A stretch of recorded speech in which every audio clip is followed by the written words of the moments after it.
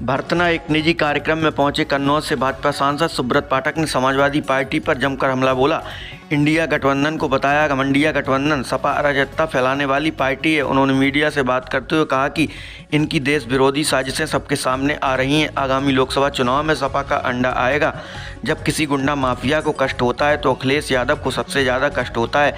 देश में गरीबों की जनसंख्या ज़्यादा है। देश के संसाधनों पर पहला हक गरीबों का है। विपक्ष फूट डालो राज करो की राजनीति पर काम करता है, लेकिन अब ये नहीं चलेगा। सपा अराजकता फैलाने वाली पार्टी है। जब नेता ही अराजकता पर उतर आए तो अन्य लोग क्या करेंगे।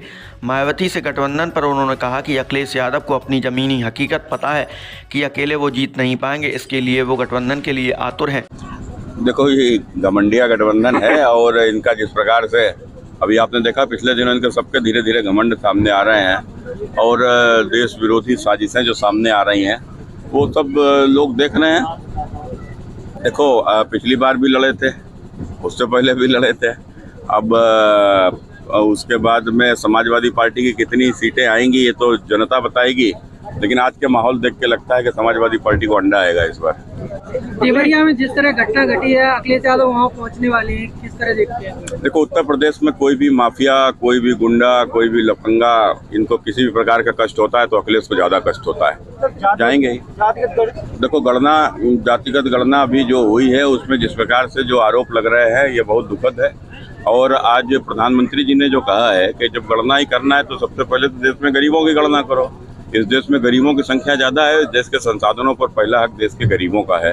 कुल मिलाकर ये जो बांटकर राजनीति करने वाले जो लोग हैं, फूट डालो राज करो, अब वो सफल होने वाले नहीं है। देश बदल चुका है। ये तो देखो उनका विषय है। कुल मिलाकर अब उनको, मुझे नहीं लगता कि वो लोग मिलकर आज भाजपा से लड़ने में सक्षम है। आपको 30 मांगे 40 मांगे, उनको मिलना तो जीरो ही है। उसको लेकर तो यही कहेंगे तो अराजक लोगों की पार्टी है और जब नेता ही अराजकता पे उतर आए तो फिर अन्य लोगों की बात क्या।